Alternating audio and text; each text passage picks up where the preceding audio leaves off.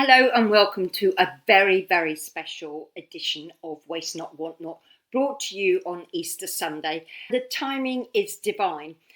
I have a guest today, Tracey Schubert, who has just published a trilogy called From COVID to the End Game, the Luciferian Agenda.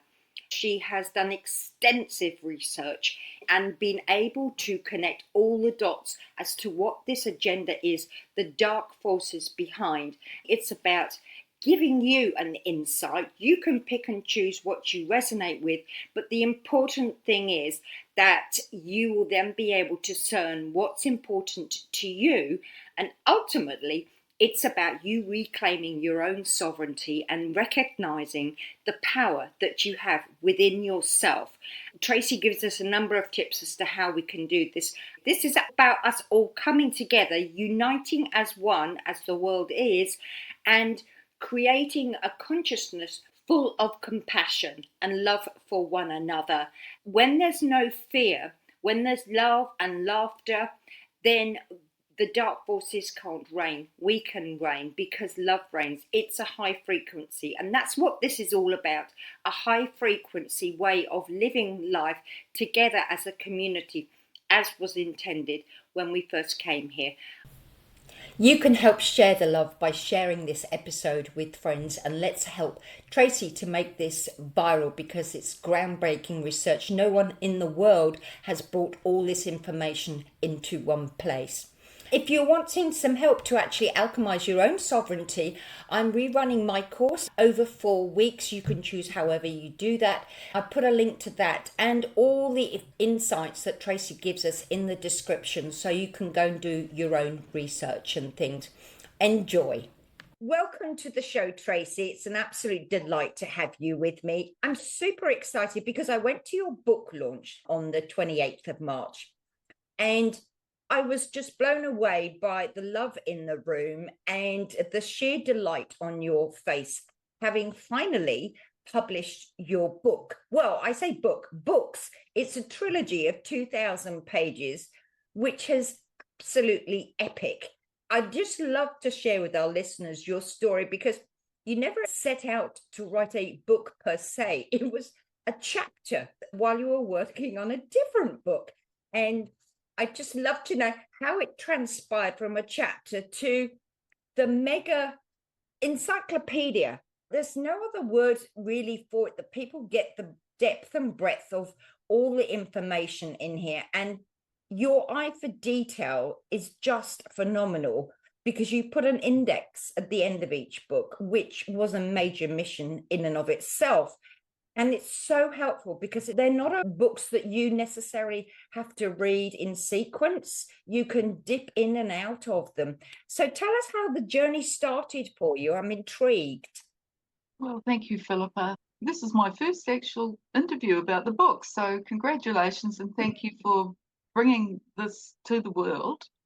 The journey started in 2019 when I was working for a trucking shipping container company in Auckland, and I was doing their health and safety, and they asked me to organise the 2019 flu injections for all their employees. And then I was persuaded to take the flu jab, and I said, well, look, I haven't had the flu in 7 years and I haven't had a flu injection. Oh no, you definitely need to get one. You'll be a dead ringer for this flu. Well, that 2019 flu injection nearly killed me. 2 weeks later, I had bilateral pneumonia, and I was the sickest I've been in a very long time. I nearly died. It was really bad. It was all just before COVID hit. So I actually think that 2019 flu jab, I got what was later coming in the vaccine for COVID-19, because 6 months after I'd recovered from the pneumonia, the retroviruses in that vaccine kicked in, and I got herpes, which I hadn't had, and shingles, and then something called bipolar vertigo, where I just had these dizzy spells. During one of them, I fell off a ladder. I was actually painting a house, and I had a dizzy spell, fell off the ladder, and I broke this right shoulder, which was already a repair on a previous break, and tore the tendons. By this time COVID had hit and we had gone into lockdown, and I couldn't get my operation for 8 months.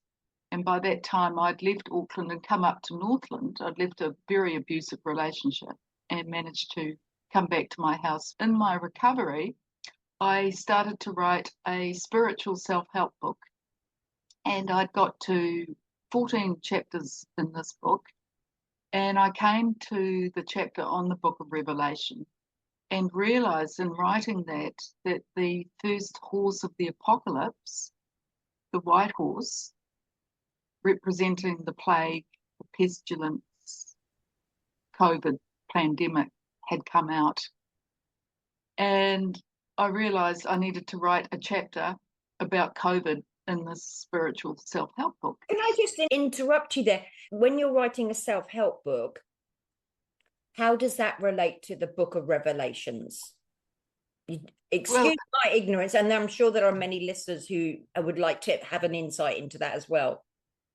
Well, when you go into the Book of Revelation, it's called eschatology. It's prophecy about the end times, and we have now entered the end times. So in my book, I was bringing 4 different chapters about spirituality, and I realized I needed to write about the end times and what the Book of Revelation was telling humanity was coming with the Antichrist. You can't write a spiritual book without talking about good and evil.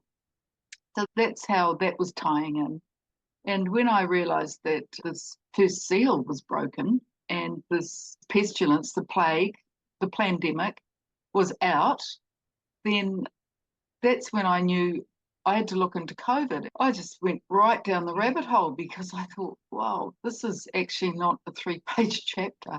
So COVID became the start of the book of the Luciferian Agenda, because I realized that the vaccine was actually a bioweapon deliberately created over a very long period and planned to depopulate humanity. And then I had to say, well, who's behind this and why? Like, who wants to kill us and why do they want to kill us? So that basically became the question that the book needed to answer. I started writing it in 2020, and basically I had this message from God to say, you need to write the book. I need you to write this book. And why me? Well, I think I have a background as a journalist and a psychologist, and I knew that I had the skill set to write the book. But I had no idea, Philippa, that it would take 6 years and it would involve me spending hours and hours and hours of research on the internet, looking at every single conspiracy theory that was circulating, because I put together 9 theories as to what was really going on in the world and who was controlling this, who was behind it, and getting right to the bottom of it all, which is to say that this world, we are controlled and in the grip of Lucifer, and the fastest growing religion in the world right now is not Christianity, it's Luciferianism, with people worshipping the god of this world, who is Lucifer. Then I had to look at, well, who's behind it, who's the controlling factors, who's the dark forces structure, going a deep dive down all these different rabbit holes and realizing that by the time I'd finished writing the book, just about everything that had started out as a conspiracy theory was actually coming true. Because at the beginning, the people that refused to take the vaccine were all labeled conspiracy theorists, which is a term that the CIA invented to discredit people and to shut dissenting voices down. So all the anti-vaxxers who were warning people, don't take this vaccine, it is a bioweapon, were all dismissed as crazy conspiracy theorists. And actually, we weren't. The truth is coming out. You can't stop the truth. It will always eventually come out, no matter how many lies we're told. Eventually, it bubbles to the surface. It's what's called the Great Awakening, that people are starting to realize now that yes, COVID was a pandemic. It was planned. I give all the evidence of that in book 1, which is called The COVID Truth. I cite a lot of Dr. David Martin's work in that, because he was the one that alerted the world to the patents that were started back in 2000 on SARS coronavirus. He also called it a bioweapon as well, didn't he? Yes, he did. And Karen Kingston is the other person. Her research was phenomenal. She was one of the first people to blow the trumpet to the world saying what was in the vaccine. And of course, both of them were heavily discredited and attacked, but their truth is what they've said is proven to be correct. So there's a lot of research. And what I did was I looked at what was available on the internet at the time. And since then, a lot of this information has disappeared, Philippa. It's been scrubbed off the internet. AI is taking down all this information because they don't want people to know that truth. It's suppression and censorship. One of the things I think it's really hard for people, well, no, let me backstep a bit. As you said, you went down a rabbit hole, which is evident from the detail in your book, and it still blows my mind. I think I've said this to you along the journey, how somebody can potentially have a million bits of information and how you pull it all together and put it into this puzzle. It is a puzzle, and you put all these pieces together. It helps people see the bigger picture, the agenda. And I think one of the things that has stopped people from and calling it a conspiracy theory, never mind the fact that that's what we've been dictated as to people who don't believe in the vaccine. I wouldn't say they're anti-vaxxers, they were anti-COVID-19. I think that was another anomaly that was out there. But I think the thing is that it's actually really hard to believe that another human being or a collective of human beings would have this agenda in mind to depopulate us. I think that's what's hard for people, because ultimately we're all born with a pure heart. What's your thoughts on that? Well, this is where it really gets interesting, and this is where the deep dive happens, is that there are 2 species. There could even be more species on the planet. One is humanity and one is reptilian. So this is where it ties into eschatology and the Bible, because we go right back to Adam and Eve, and they talk about where Eve was seduced by the serpent and took the apple. Well, in actual fact, Eve had sex with the serpent, that was Satan, and conceived twins. One twin was Cain of the serpent bloodline, and the other was Abel of the Abrahamic bloodline. Ah. This is where it all starts in this time cycle that we're in this lineage. Cain then kills Abel to wipe out the Abrahamic bloodline of God, so that the serpent bloodline would be the dominant bloodline. This has been happening since Adam and Eve. So the reptilian bloodline are called the blue bloods and the 13 bloodline families. And the 13 bloodline families have more reptilian genes in them than the rest of humanity. This involves the kings and queens believe that they are here by divine right to rule the planet, and that they are superior to the rest of us who they consider to be the useless eaters, and that we are the plague, and they are called to eliminate us, to have the reptilian bloodline who worship Lucifer as their god to rule the world.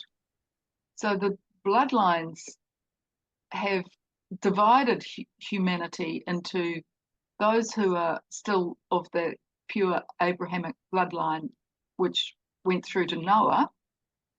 And Noah was chosen by God to build the ark, because God decided at that point to flood the world to wipe out the Nephilim, who were descended from the reptilian bloodline.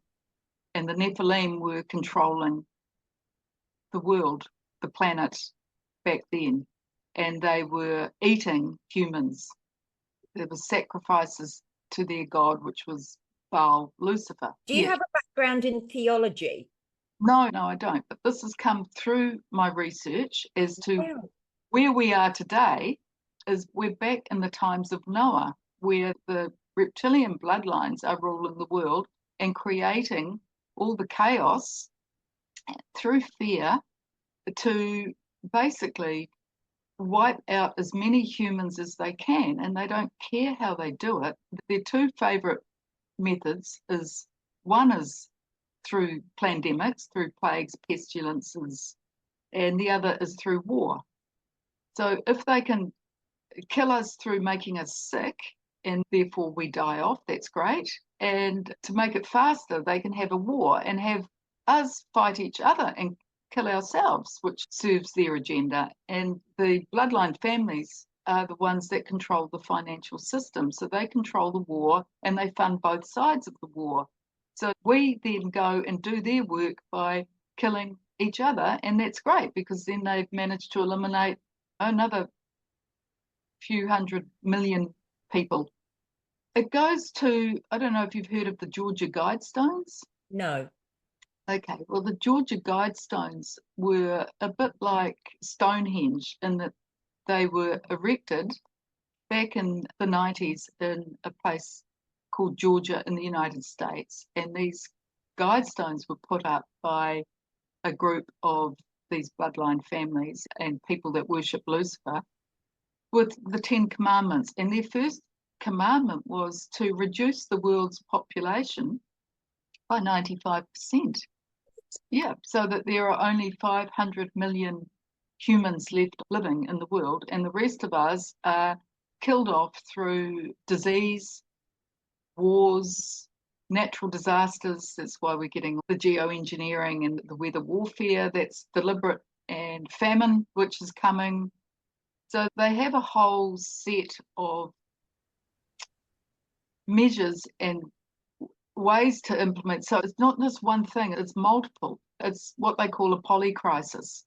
At the moment, we have a engineered war in the Middle East to collapse the financial system and to bring in famine. So when I go back to the 4 horsemen of the apocalypse, the first horse, 2020, the white horse, the plague, the pestilence, the pandemic. Now the second horse has come out, and this is the horse of war. This is the red horse, and we now have the second seal broken. So we're having the war that's erupted. It started out with Russia and Ukraine, and now it's moved into the Middle East. And it was always going to be the Middle East because that's what's prophesied in the book of Revelation, and that Israel would attack Iran, and this would start this whole war in the Middle East, which ends in the Battle of Armageddon. So we've got the second horse, and then the third horse, which is coming, is famine. It's the black horse. What people need to understand now is that this war is going to have a major flow-on effect on world supplies. People have got no idea what's coming. We won't be able to get supplies because ships have stopped coming through the Hormuz Strait, and if the war escalates further, it's going to disrupt everything that we know. And places like here we are in New Zealand, we rely on ships coming from Singapore or South Korea, say, for our oil.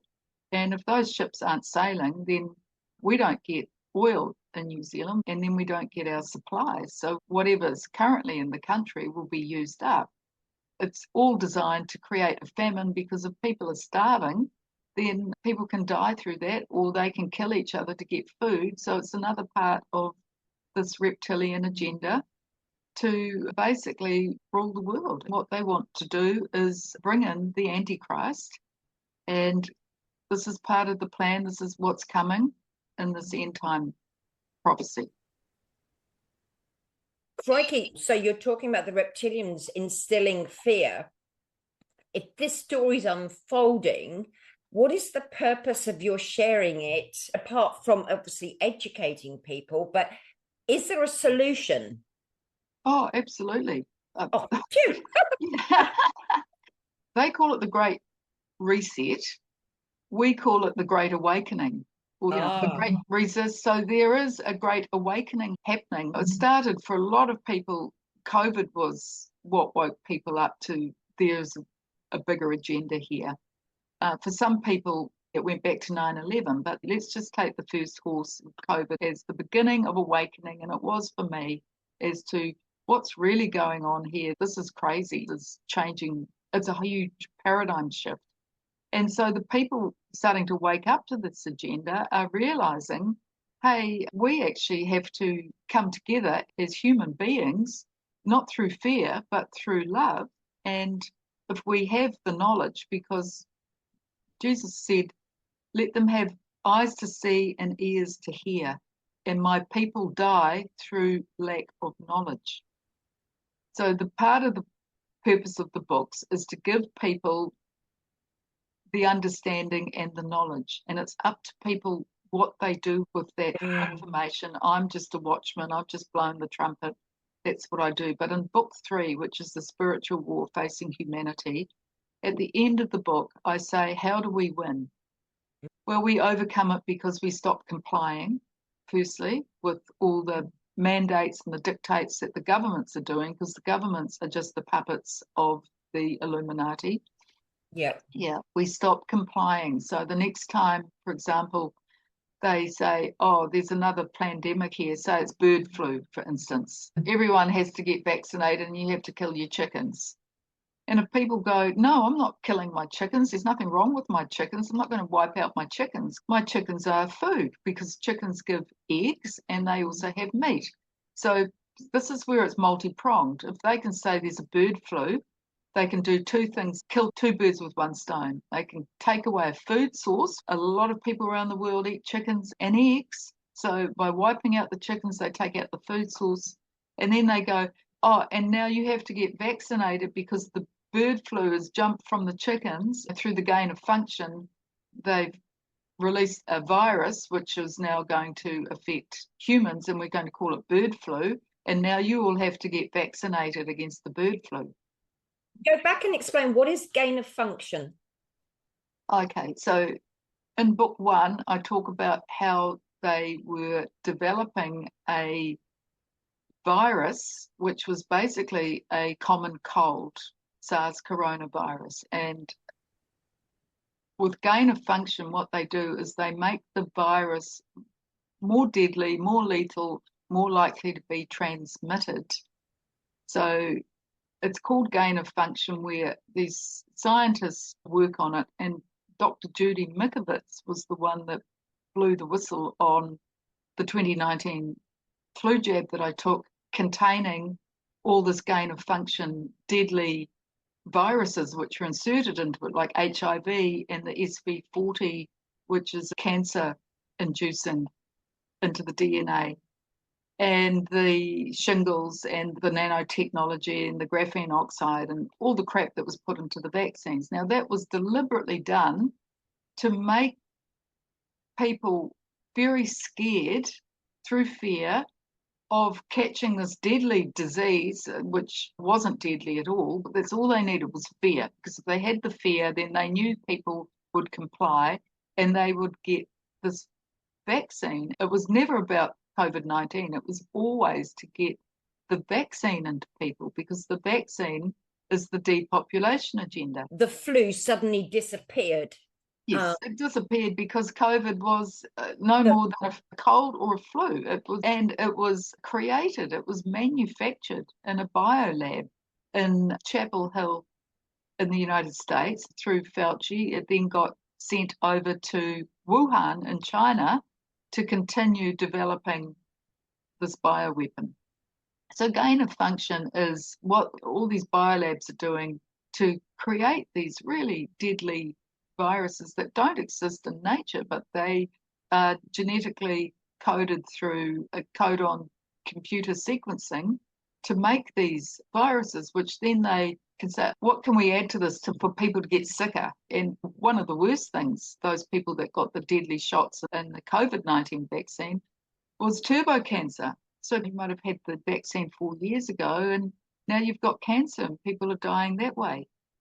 People that got the deadly shots died suddenly, and then there were people that got the HIV in it, and their immune systems are packing up. And then there were those that got myocarditis, pericarditis. Then there was the infertility. One of the worst things they did was give it to children, because in that vaccine, it was designed to attack women's ovaries and men's sperm so that infertility would happen. And now we have plunging birth rates all around the world. Like in New Zealand, we've got the lowest birth rate we've had in 80 years. Wow. Yeah, so it was multifaceted and well thought out, this vaccine, as to all the different ways that can kill people, because if they can kill us, they can stop us breeding, right? Stop us reproducing. Yay, there's less humans. So it's another part of the depopulation. And all of this was planned through the gain of function developing of this virus to make the vaccine, which had all this lethal ingredients in it, which would harm people. The only positive I can say is there were different batches of lethality.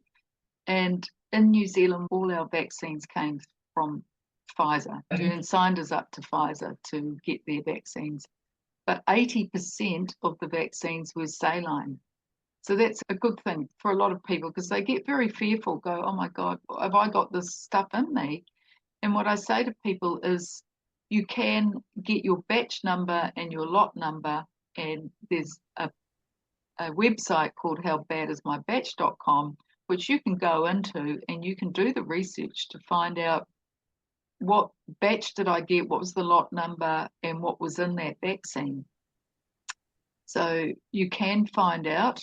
5% were deadly, and those people have all died. And then the remaining 15% got some amount of lethality, and those are the ones that got all the adverse reactions. I've tabled all of those in book 1. So book 1 exposes the whole COVID agenda, and it comes out that yes, it was a bioweapon. It was produced in these biolabs and through gain of function. It was patented. It was planned.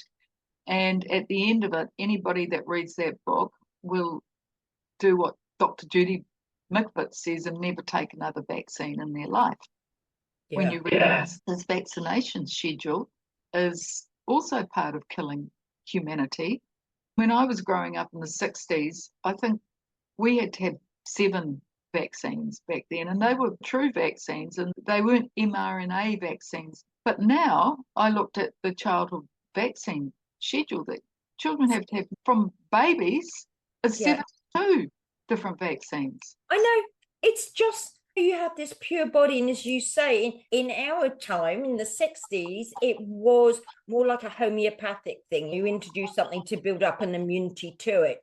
As I said earlier, it's really hard to get your head around how contrived this whole thing is, and you cannot deny the evidence. I mean, we have Barry Young, who set up the computers for the government to monitor reactions to it, and he saw the patterns of death coming and blew the whistle, and now he's trying to be shut down. As you said right at the beginning, all this evidence is coming to the fore, and the important thing is, I think, is how we can use, we've lost touch with our own power to recognize that we have that within us, and through love and speaking our truth, because again, as you intonated, there's so many people who were discredited for having an opinion which was the opposite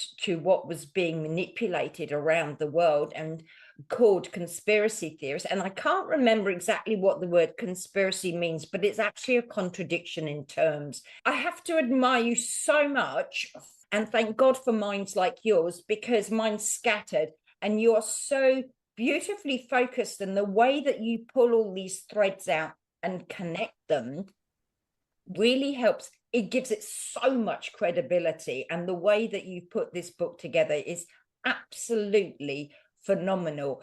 The important thing is here's an education for you, take it or leave it. It's not saying this is the way. It's another way of educating people, and you end with a solution in mind, which I think is all credit to you, because really, as you say, it's the awakening and the importance of the words that we use. I've always said, put out what you want as opposed to what you don't want. And I hadn't realized that it was the Luciferians calling it the reset and the humanitarians the awakening. There's such a subtle difference there, and the importance of using words. And having created 2,000 pages, you're a mistress of words, and they're spells, aren't they?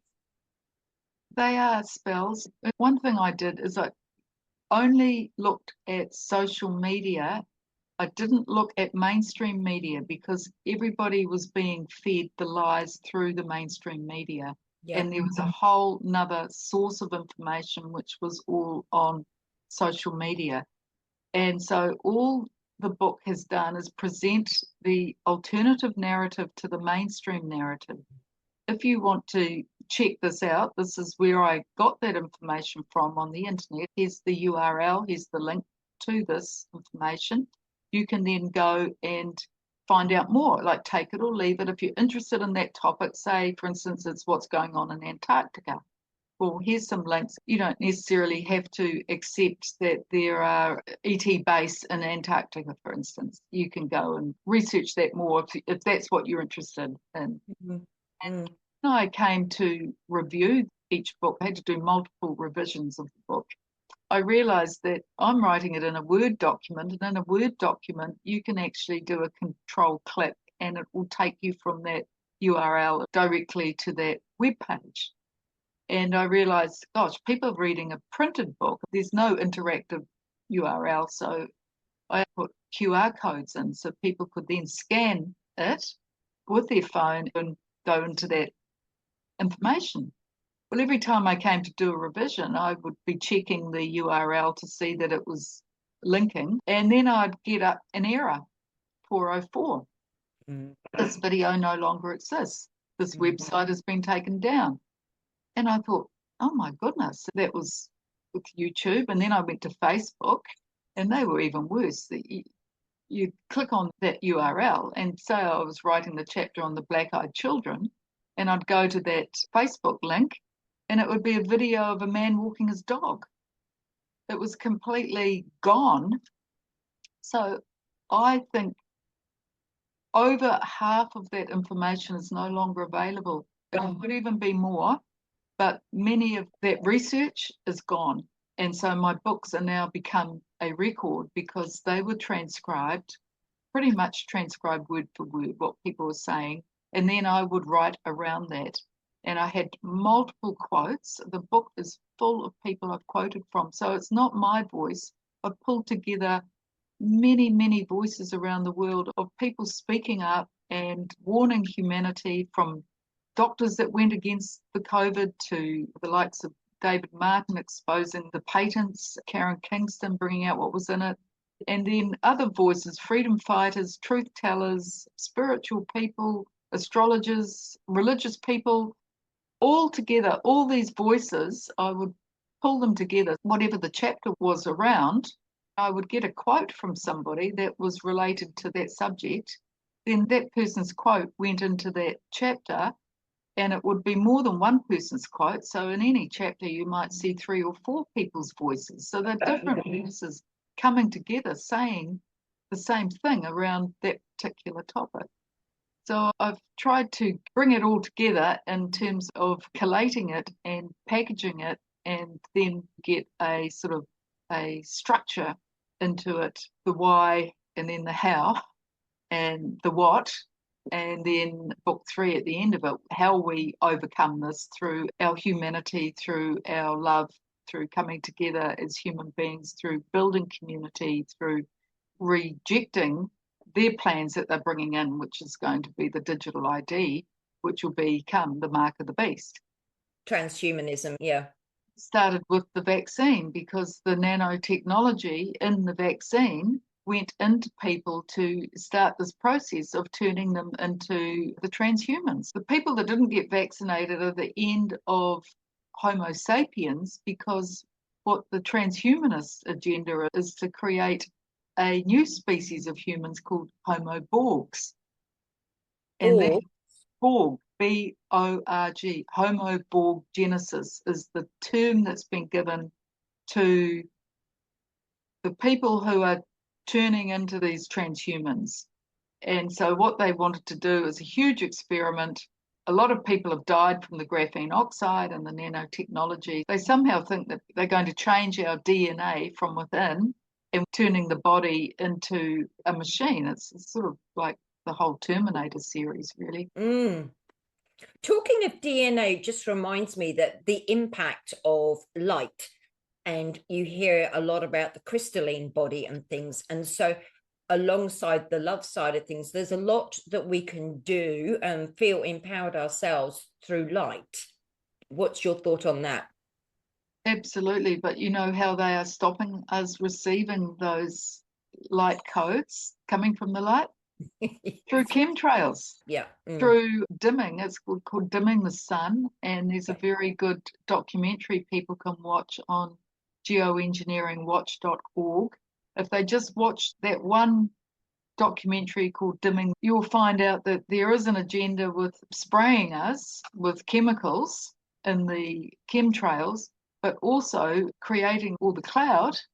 So those light codes aren't coming to us. They're stopping us recharging, because if they can dim the sun, they can spray us. It's another way of killing two birds with one stone. It's so subtle, isn't it? But again, it's like the truth rises and eventually comes to the surface again. And I was going to say, tough bitches like myself and yourself, there's an instinctive inner knowing. I mean, you have a wealth of information as to how this is all interconnected, but I just had a knowing and did not know why I knew.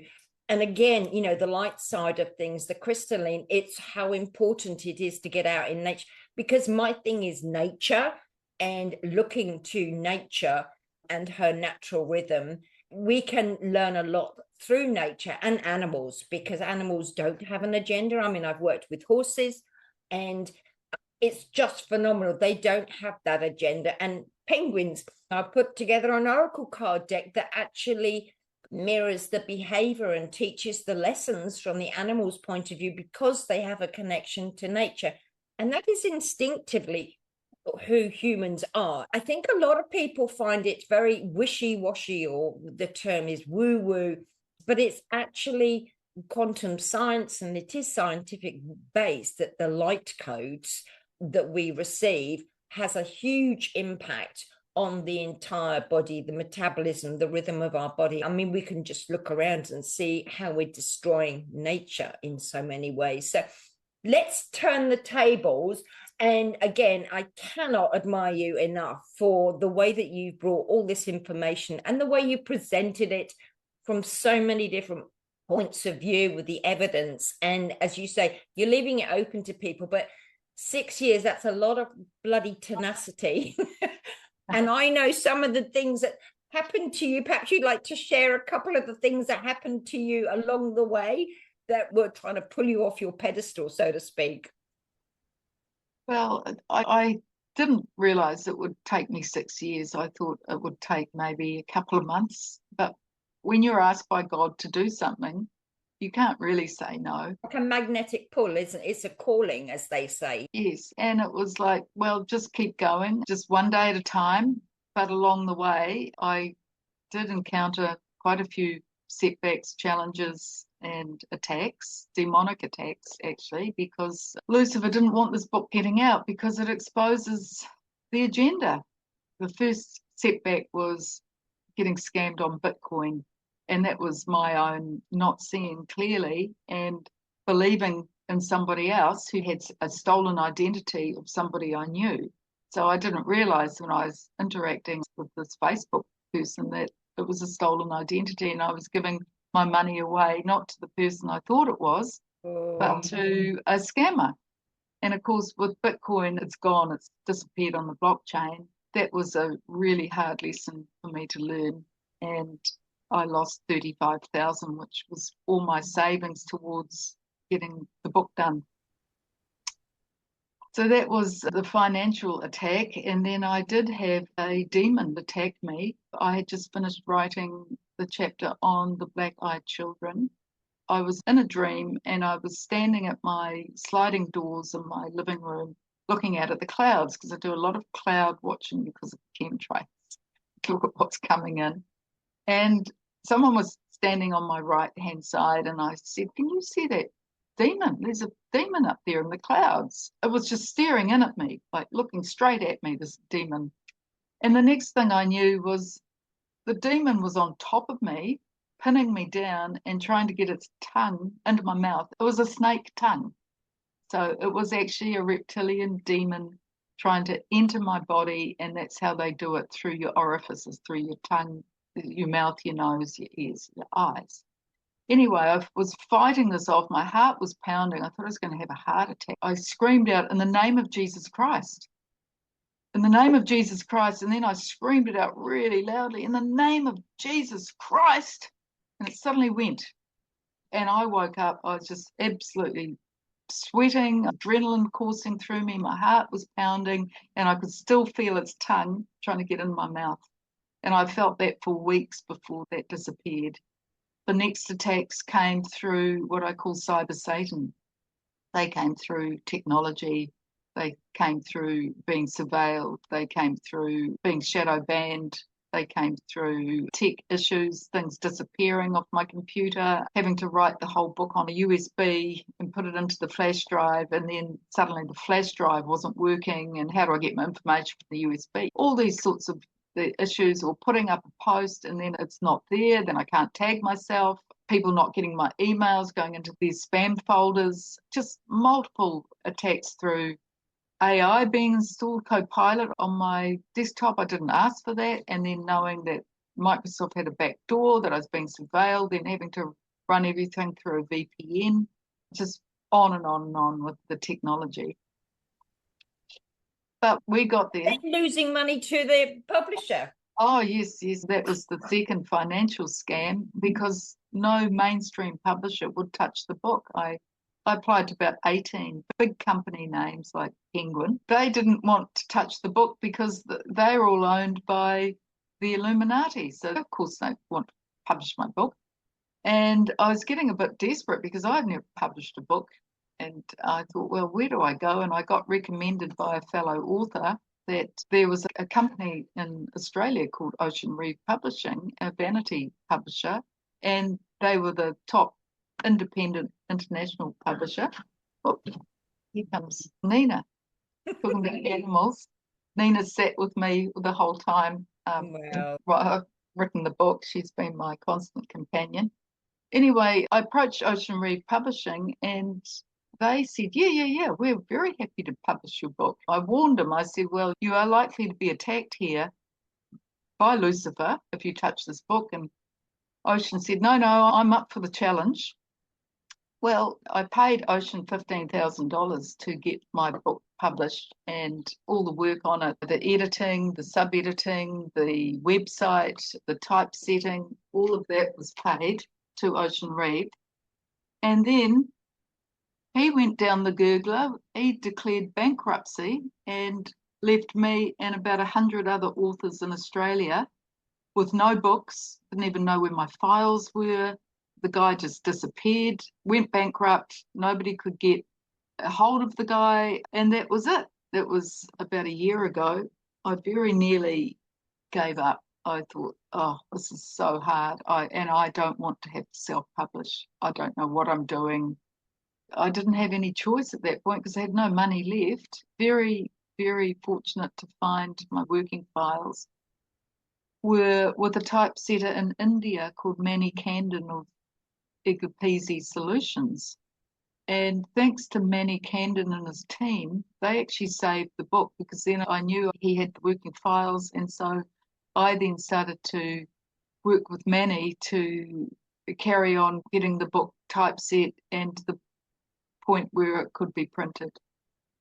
And now you've done it and it's in print and nobody can take it away from you. Looking back, you can't imagine what's gone into it, all those hurdles, but the tenacity to keep pushing through was because it was meant to be and you were meant to self-publish. I think I said that to you, but it probably washed over you at the time because you were so upset about yet another thing happening, that it was meant to be. It was divinely orchestrated because it gave you the control to do what you wanted to do with it.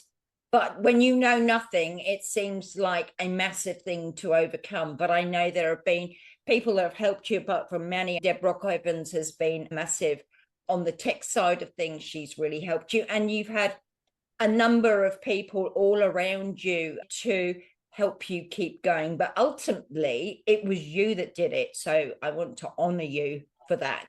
Is there 2 or 3 things that we can do ourselves to rise above this?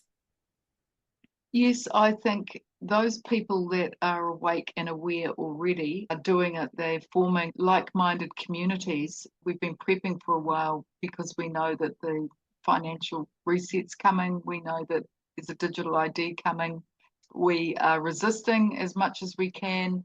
We are growing our own food, and we are also coming together in prayer and meditation and just supporting each other. That's the way to do it. It's a one-on-one. Relationships are so important that we keep our connections and we keep our love, and we realize, like you say, that we are divine beings, we are sovereign beings, and we are part of God. And God is nature. When you talk about nature, you talk about animals. Well, that is the divine source, and that's who we are as human beings. And then you've got the other side of it is the people that are going down the transhuman agenda. Their God is through science, through what I call the cult of genetic modification. So people are being split into 2 camps. And basically, if we look at it spiritually, you're either going to worship Lucifer as your God and go down the transhumanist world line, or you're going to worship Christ as a divine being who has Christ consciousness, and we are co-creators with God. So people have to choose. You cannot serve 2 masters. And that's the choice, because it is a battle. It's a spiritual battle for souls and territory. So what Lucifer's doing is he's trying to take a soul by soul by soul and get his camp of humans into that. And then there's the other side of it, which is the Christ consciousness great awakening to our divine sovereignty and being able to save this planet, this beautiful mother of ours that's under serious attack through their agenda, because they don't actually care if they wipe out our ability to grow crops, for instance, which comes from Mother Earth. By spraying us, they're wiping out the crops. Well, that's good, because we need food to eat, and if they can kill the crops, well, then we're not going to get that food. So I'm playing devil's advocate here for those who the word God is hard for them to actually take on board. Because I went to a convent, and the word God has been abhorrent to me for a number of years because it was indoctrinated in a way, and it wasn't evident by those that were servants to God that it was a good thing. For me, over years with the science, and again, I think this is the battle between science and spirituality, it's the bridging the gap. It's like the left and the right brain, as far as I'm concerned. It's how they're one and the same thing, and God is basically that spark of creation. So call it source, whatever. None of us really know, but it's recognizing there's something bigger than us. And if you look and trust your body, listen to your body, is what's being presented to me, does it resonate with my body, or is it agitated by it? Again, it's that division thing, and I'm trying to avoid saying good and bad, because it is a high and a low frequency ultimately, but it's recognizing what is going to nurture us and what is going to destroy us, basically, isn't it? Yeah, absolutely. You're very right there. And, the more that we can have discernment, I think is a key word, Yes. and listen to our intuition. And if you can meditate and still your mind and open yourself to receiving your inspiration or your divine spark, whatever people want to call God. I mean, as you say, it's different for everybody. But what I think it is, it's about our vibration and our frequency. Yeah. The higher we can raise our vibration and frequency and getting out of how they lower us through fear. It's like not going into fear, that we have nothing to fear. This is all being put on us. So by not going into fear, you don't lower your frequency. You actually can rise above it, because if they haven't got fear, if you're not in fear, they can't control you. Exactly. And love is the highest vibration. But again, it's one of those words that's bantered around that's a bit fluffy. But to me, it's about being in awe of everything. You go outside and we take everything for granted, don't we? Because we're in these tunnels and just, the sun coming out, the sun shining, the way that the leaves move on the trees, the way the seasons change. Nature is phenomenal. And actually, the mirror of that is inside us. The cosmos is inside us all. We have that ability inside us. And as you say, the meditation, it doesn't mean you have to shut off the mind, because a lot of people are put off by quietening the mind. It's actually just following the breath and looking inside rather than outside for answers, because it's all in here, isn't it? The power is from within. You need to disconnect off your phone, off technology. Yeah. If you want to come back to source, like you say, go out into nature, and then you can feel whoever God, spirit is. Nature, you can connect, you can get your feet on the earth, and you can connect to our mother, our earth, who's here to nourish and support us, and you can breathe, get into the fresh air, get as much as you can, get into nature, and take time out from looking at the phone, from technology, through being glued to your laptop or YouTube podcasts, whatever. Just have a day where you just disconnect. I did that during the writing of the book. I would always say on Sunday, I'm not opening my computer. I'm having a complete day off from technology. I would go for a walk in the bush, or I would go to the beach and go for a walk, go for a swim. I would get out into nature, and always recharged me and grounded me and refreshed me. Excellent. We could talk for hours, but I just want to wish you all the best with this book. And now you think that the journey is over because you've written it and published it, but actually it's just beginning. It's getting it out there to help humanity itself, isn't it? It is. And there's one thing, you've asked a couple of questions. What can people do? Yeah. Well, I'm going to say, come back to your own relationships. Who do you need to forgive in your life? Right? What we can do is get in right relationship with one another. So if you're harboring resentment, hate, anger, dislike to someone, and you think that person's really done you wrong, find it in your heart to forgive that person, so you can actually release yourself and that person. Do that on a one-to-one basis. That's bringing love back into the planet through what you do yourself.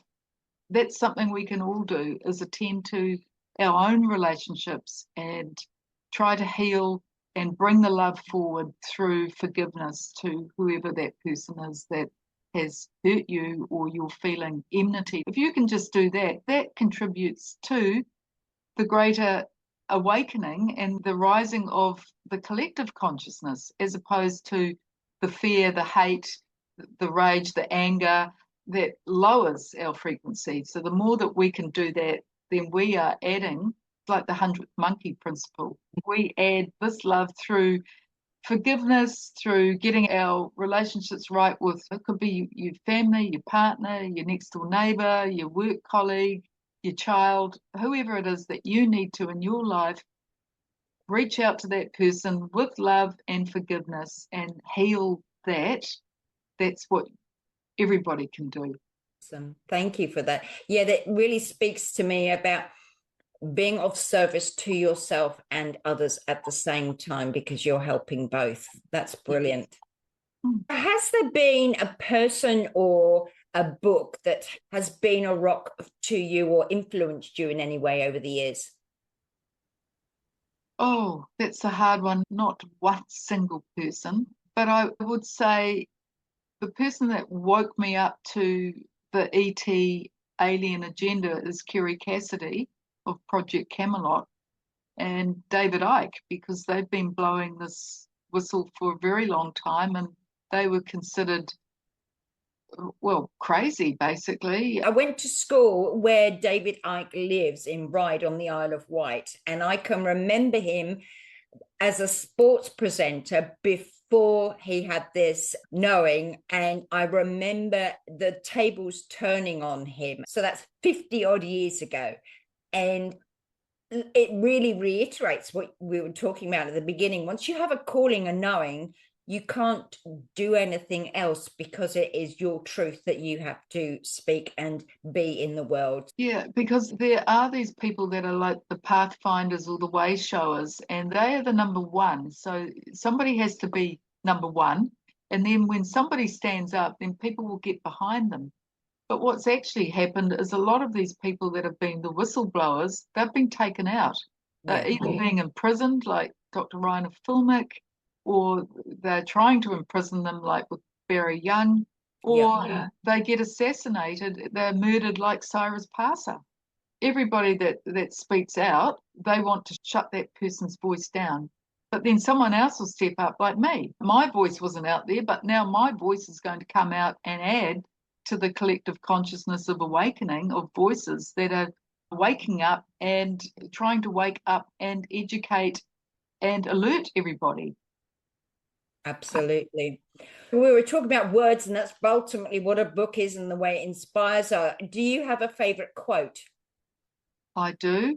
It's from Edmund Burke, and it's been a guiding philosophy for me since I first came across it back in the 90s.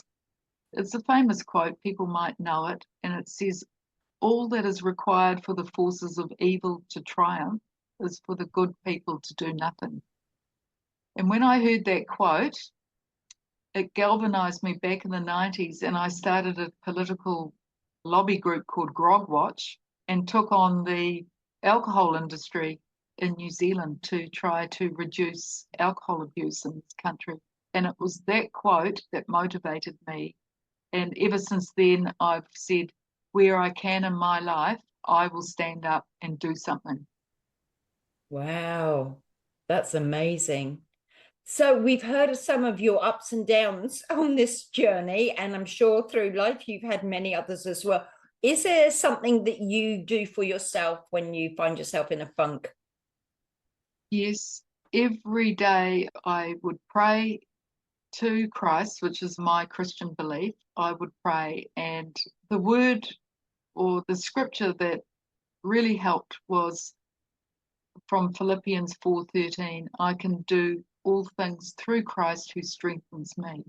So whenever I felt, oh, this is so hard, this is so heavy, I'm so tired, I would say that and go, right, it's not you doing it, Tracey, you're just the channel. Keep going, just one day at a time, and keep going.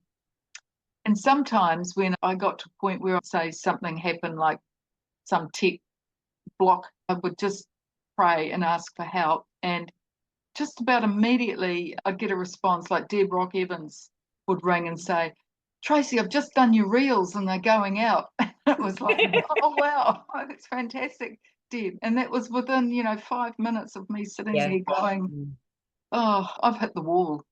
And then I would get a response like that and I could carry on. Yeah, it's a beautiful way to show that it is within us. We don't need to know how, that one step at a time that's important, and knowing that it is in us. We've got so much more power than we realize. And if we did realize it, we'd implode. It's asking for those answers and recognizing that we have got it in us. And it's just a journey of exploration, isn't it? Yes. And then the other person you asked about in terms of a book, it would be Neville Goddard. Yes. I love Neville Goddard, who said it's the power of our imagination that we imagine something is already happened or is already there, rather than I wish. It's like you visualize it and then you manifest it. So Neville Goddard was a big influence for me, because I would always vision the books as being out there and going viral. And that was it. Like, my books are successfully published and now they're going viral. Excellent. So I'm your fairy godmother and I can grant you one wish in the world. What would it be and why? My one wish is peace for this planet. And that's really what the spiritual war is about. It is a fight between good and evil. Evil does exist and is the dark forces, and good does exist in the light forces. And there is a spiritual war happening. And at the moment, it's the Middle East is the big territory that's being fought over. So my wish is for peace, that we have an end to wars and that we can all have the 1,000 years of peace in the reign of Christ, which has been promised to us. Going back to what you were talking about, Neville's way of thinking and the way you imagined your books, it's like if we all hold that thought within ourselves, the difference it will make in lifting the vibration and helping manifest it will be phenomenal. And honoring our actions and our thoughts, because they all contribute. Yeah, so when I say peace for the planet, I also come back to us individually, be at peace in ourselves with our relationships. So if you can create peace, love, and harmony in your immediate inner circle or people that you're relating to, then you contribute to that drop of peace and love and goodwill in the world. And that's how we collectively do it. One person on their own can't do it, but all of us together coming and saying, we don't support this war, we pray for peace, and we get peace in our own lives, then we start manifesting peace on the planet. We fight this Luciferian agenda to kill us. And we do it through love. We don't do it through fighting back. They want us to fight back. But if we fight back, putting out what you actually want, isn't it? And that is what we will get back again, saying we're wanting peace. And that is what we have to put out, as opposed to fighting against something. All that language infiltrates our world, and we've been indoctrinated to think that way, and we're fighting this, that, and the other. It's like, turn it round and start putting out what we want, and we can turn this whole thing around. Thank you very much. And I really hope that people will buy the book. They don't have to buy the trilogy. If you're just interested in the spiritual war, you can buy book 3. Or if you're interested in the geopolitics, you can buy book 2. If you want to see the whole agenda and the way I've structured it, you start with book 1, The COVID Truth, and you can read through it, and what resonates with you, choose that, and anything that doesn't, just let it go. It's just not the truth. It's what people have been saying for the last 5 years. It now is becoming a record, and it is like an encyclopedia. I've tried to bring together all that's been manifested, all that's been talked about, and say to people, this is what we need to do as human beings. We need to come together through love, peace, harmony, through community, through supporting one another, through not complying to governments, basically create the counterculture, really. Awesome. Well, I'll put all the details on your websites down there so that people can check out the books. Thank you so much for your time, Tracey, and for showing us the way. Thank you very much, Philippa, for the opportunity to discuss my books. And thank you for all your support since I met you with these books. Were great and helped encourage me to keep going. So thank you. You're welcome. Take care. Thank you. Okay, you too. Bye. Wasn't that insightful? And just really to reiterate Tracey's words, that's what she's brought together has really been to help humanity, and it's all about us coming together as a community through love, peace and harmony, and stopping to think about your words, your actions, your thoughts, and to do what resonates with you rather than automatically just complying with things through fear. Each and every one of us has the power within us. And when you have that insight into what's possibly going on, you will know ultimately what was once conspiracy theories is now coming out as truth, and Tracey has brought that to our awareness through this compelling, groundbreaking book that nobody else has done in the world. So please share it and take the power that you have within yourself. Build on that relationship with yourself, with those immediately around you, and spread love to one another. It is the lighter force. It is the thing that will get us through, because you can't have love and fear at the same time, and fear has been the driving force, and it's time to put it to rest and rebirth a new kind of humanity. If you've enjoyed today's episode, please share it with your friends. And if you've got any suggestions for future guests or subjects that you'd like me to consider, just email me at info@philippaross.com.